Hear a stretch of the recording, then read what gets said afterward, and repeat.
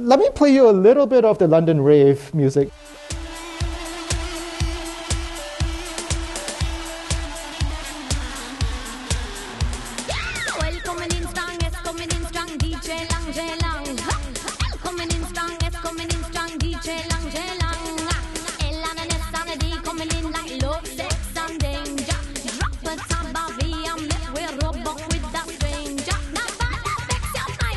So this is very much more London.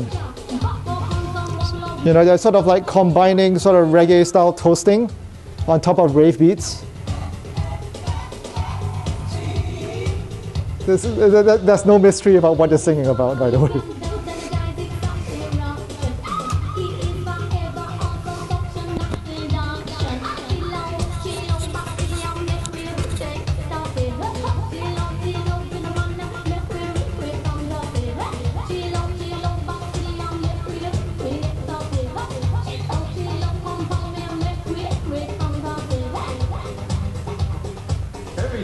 Starts with a D.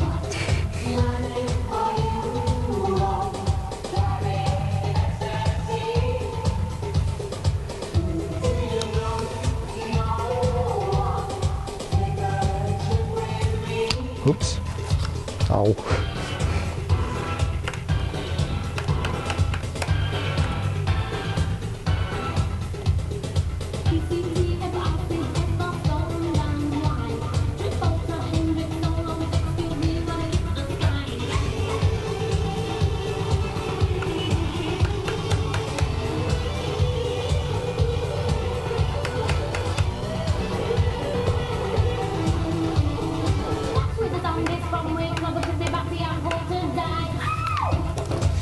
I don't think the BBC would have allowed this to be played on the radio, you know, given the obvious drug references.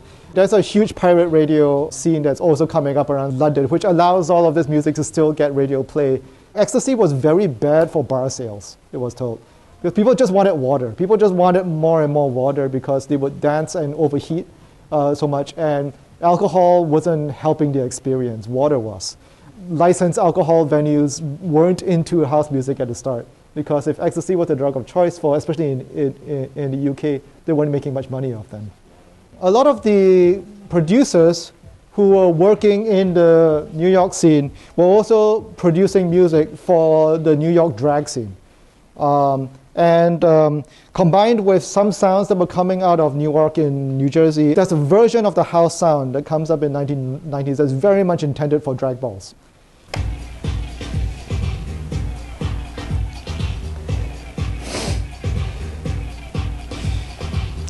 So Masters at Work are two producers, Little Louis Vega and Kenny Dope Gonzalez. They're very much from the loft garage era, and then they created their own musical career as house music became a thing in New York. This is very much in dialogue with the sounds of New York City house.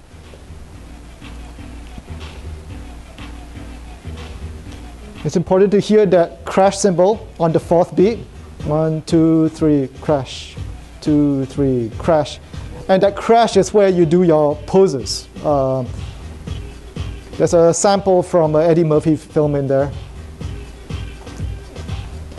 But because of this song, that crash is now called the Ha crash. This is called the Ha dance. And the Ha actually comes from the sample that they got from the Eddie Murphy film.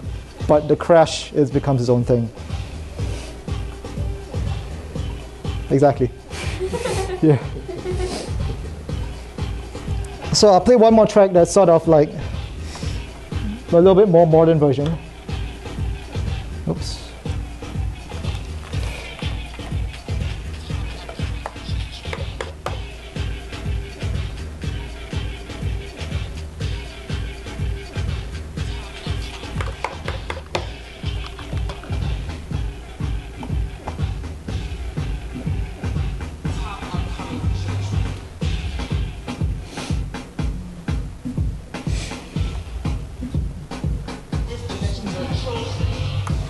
So this is 2016. This is like 20 years later, and we still have that crash.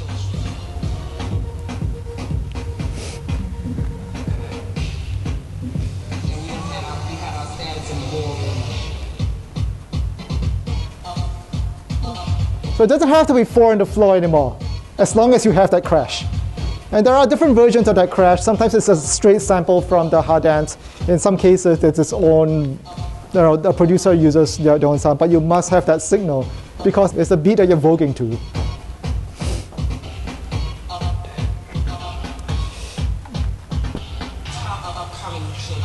Gotta fade this one out and just play another track. This is Todd Terry composing this track under the name Hard House, sometimes also known as Royal House. This has a lot more of the kind of like choppy, let's cut together breaks from other records and put them together in a sort of a collage that you will hear from hip hop as well.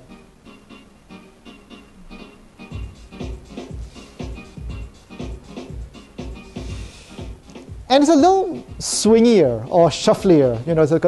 There's a lot of a bit of a gallop.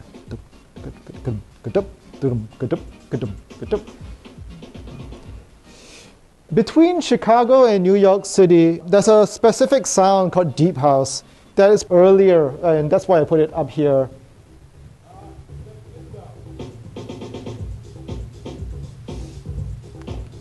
I'm gonna play like a deep house track.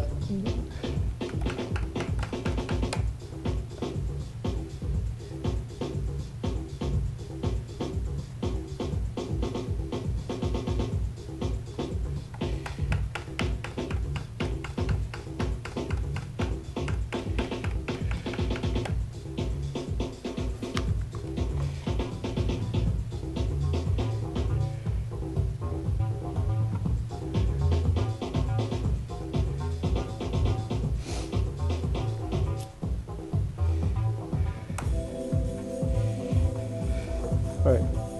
This is rainy, windy night in Chicago vibes over here.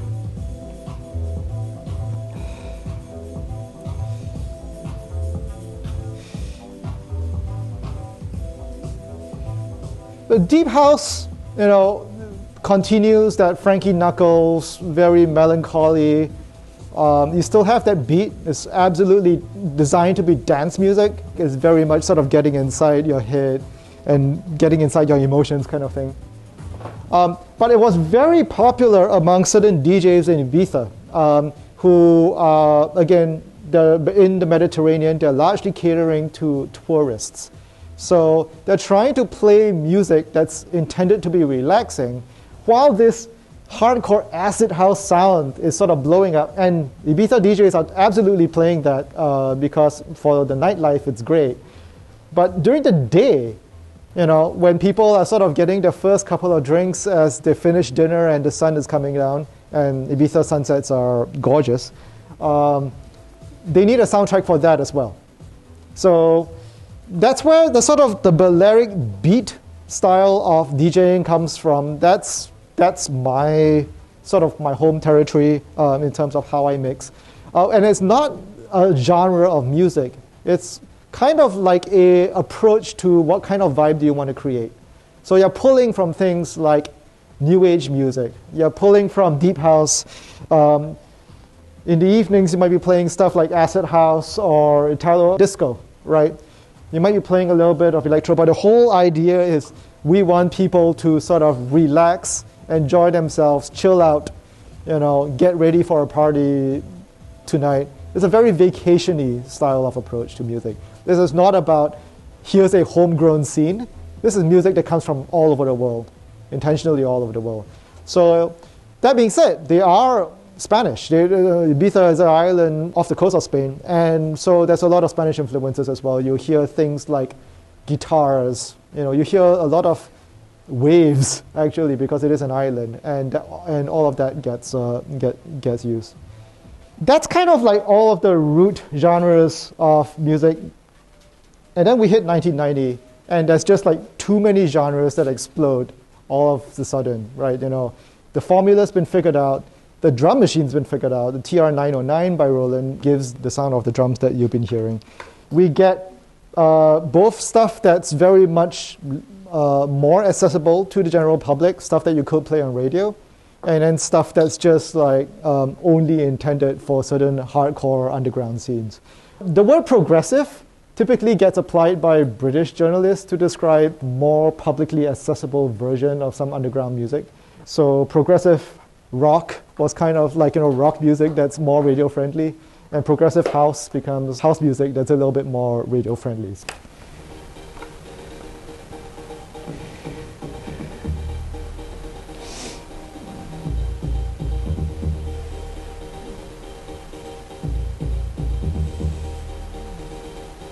So this is actually by a band called Orbital, who named themselves after the road that goes around London.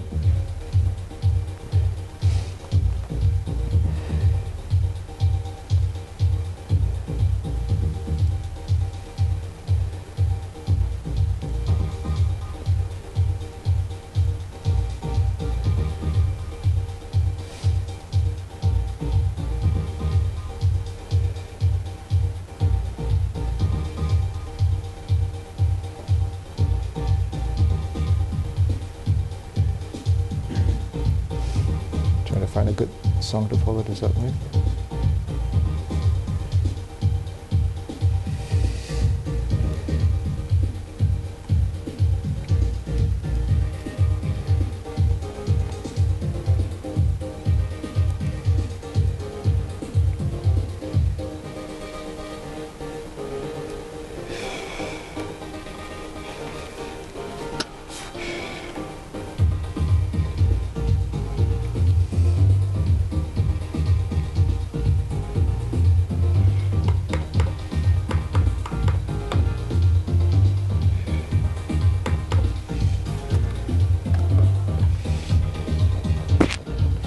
So this is coming a little bit more out of the techno tradition. You hear a bit of the acid sound, but now it's kind of relegated as a single element among other elements. It's no longer just squeaks for the entire song. There was a name that was given to a certain kind of progressive house. It's called handbag house. Groups of women would party together. They put all their handbags in the center, they dance around it, so that they wouldn't have to carry it, and they could still keep an eye on their possessions. I happen to love handbag house. It's some of the happiest music from the 90s. And out of that, we've got some, classics. So you still got that house groove, but we have much more traditional song structure. There's going to be a verse, chorus, verse, chorus.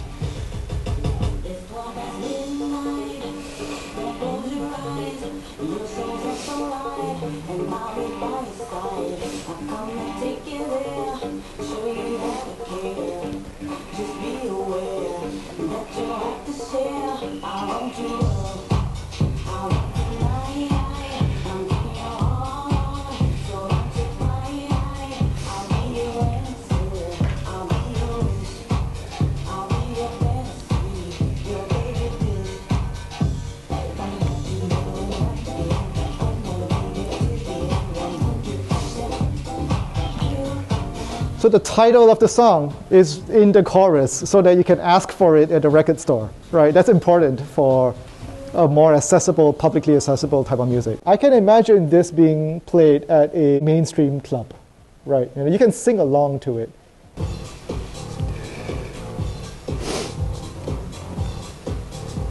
So out of that era, this is the song that probably still gets the most airplay.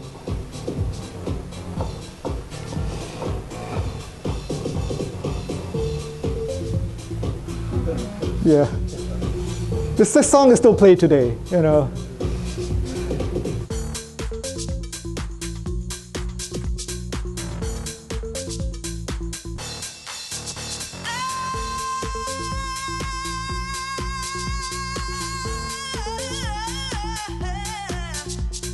People know the lyrics to this song. People can sing along to it. You can't do that with a lot of early house music.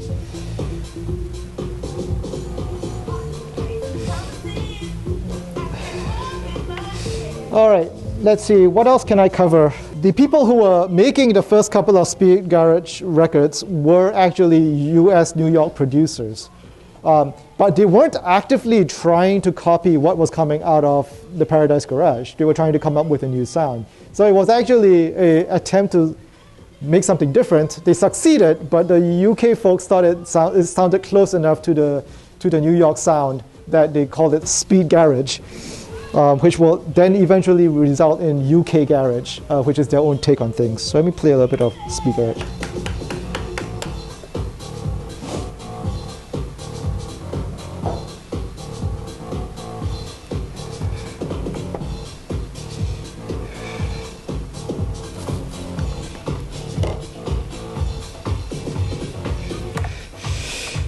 Okay, speed garage is faster.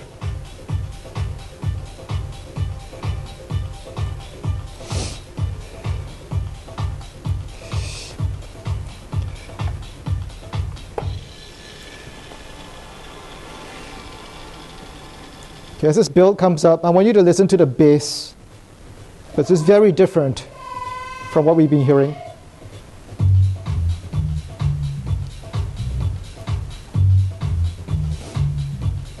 Just drums and bass.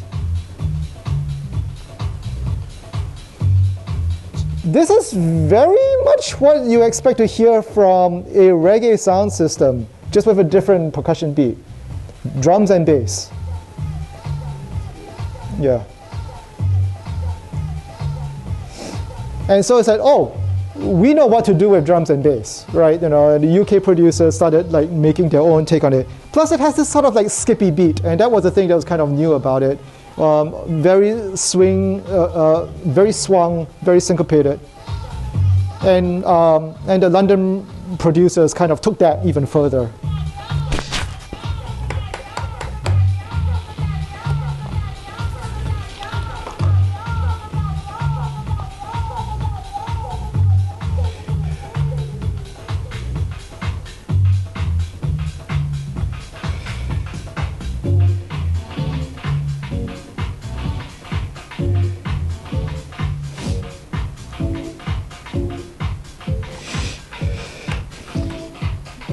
So I've played some garage, especially when I did the spin backs last week. This is out of the UK culture, so they're familiar with things like spin backs and pull-ups from Jamaican sound systems. But this was their 90s sound.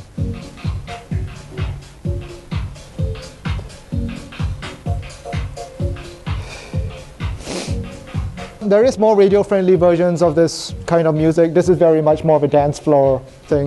In 1994, the new piece of legislation, the Criminal Justice Act of 1994, I think, a gathering on land in the open air of 20 or more persons, whether they're meant to be there or not. So it doesn't matter whether they're trespassing or whether they actually own the land. You just can't gather 20 more people at which amplified music is played during the night with or without intermissions.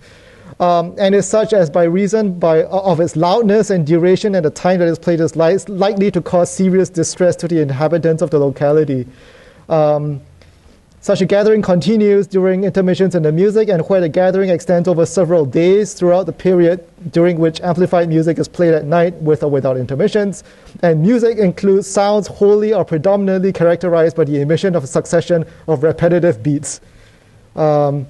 I've seen T-shirts that says a succession of repetitive beats. You know, it was unclear whether you were breaking the law in the past because, you know, you could have actually properly licensed the use of the land from whichever farmer owned the land. Heck, you might be actually one of those farmers. But now the police could just remove you and more likely remove all the equipment. They will like impound all of the equipment because you can't have a party without your sound system. The sound system operators would pay massive fines to get the system back, in which case it might not even be operational anymore. In many cases, they didn't get the sound systems back at all. UK Garage came up at a time when a lot of these outdoor raves were starting to move back indoors into London clubs.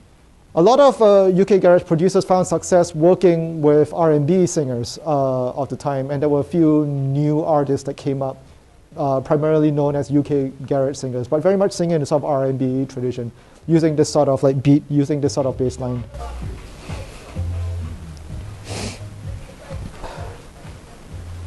Dubstep comes out of the UK garage scene.